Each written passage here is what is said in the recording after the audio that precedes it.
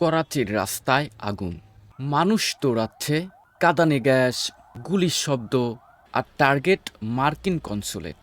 প্রশ্ন হলো, হঠাৎ করে পাকিস্তানের আমেরিকার কনসুলেট হাউস কেন আক্রান্ত হলো?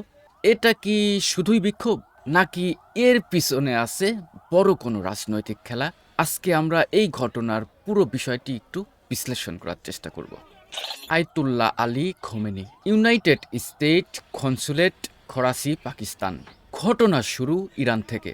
ইরানের সর্বোচ্চ নেতা আলী খামেনির মৃত্যুর খবর আন্তর্জাতিক অঙ্গনে বিস্ফোরণের মতো ছড়িয়ে পড়ে।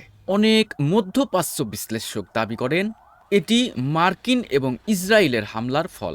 এই দাবির পরেই পাকিস্তান সহ বেশ কিছু মুসলিম দেশে ক্ষোভ শুরু হয়। পাকিস্তানের করাচিতে অবস্থিত মার্কিন কনসুলেট হয়ে ওঠে এক ক্ষোভের প্রতীক। 1 মার্চ রাতে করাচির রাস্তায় হাজার হাজার মানুষ জড়ো হতে থাকে। প্রথমে শান্তিপূর্ণ বিক্ষোভ, কিন্তু পরিস্থিতি দ্রুত নিয়ন্ত্রণের বাইরে চলে যায়। বিক্ষোভকারীদের একাংশ কনসুলেটের নিরাপত্তার প্রাচীর ভাঙার চেষ্টা করে। নিরাপত্তা বাহিনী কাঁদুনে গ্যাস ছোড়ে।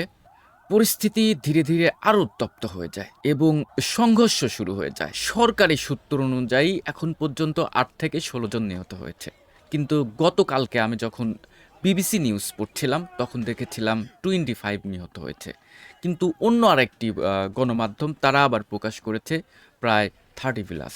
এখানে গুরুত্বপূর্ণ প্রশ্ন, এটা কি স্বতঃস্ফূর্ত বিক্ষোভ ছিল, নাকি কেউ পরিকল্পিতভাবে উস্কে দিয়েছে? হো বেনিফিটস, এই সহিংসতা থেকে লাভ কার?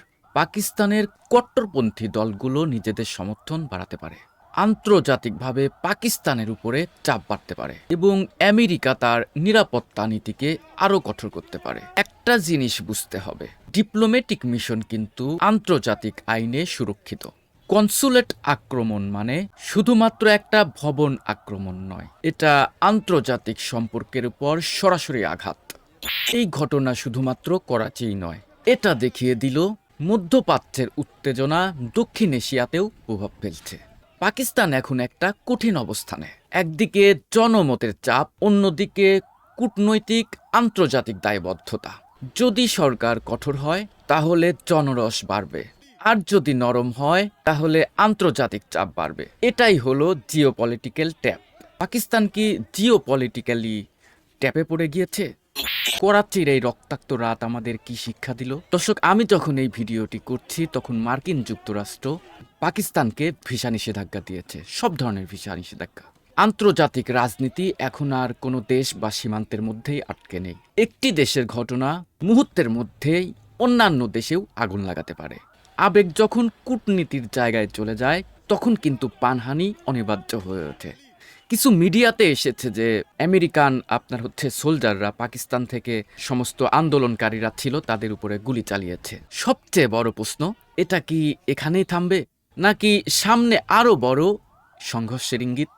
আমার একটা ধারণা, দ্বিতীয় বিশ্বযুদ্ধের সময় এভাবে পক্ষ বিপক্ষে অবস্থান নিচ্ছিল, দুটি ব্লকে ভাগ হয়ে গিয়েছিল, কেউ এক পক্ষে গিয়েছিল, কেউ অন্য পক্ষে গিয়েছিল। এভাবে মনে হয় ধীরে ধীরে একটা কমিউনিটি বিল্ড আপ হয়েছিল, অনুমান থেকে বলছি। আপনার মতামত কি? কমেন্টে লিখুন। ভিডিওটি ভালো লাগলে বা একটু যদি ইনফরমেটিভ মনে হয় আপনার কাছে, তাহলে শেয়ার করুন। অবশ্যই সাবস্ক্রাইব করতে ভুলবেন না। দেখা হবে পরে আরও একটি সুন্দর ভিডিওতে। সে পর্যন্ত ভালো থাকবেন।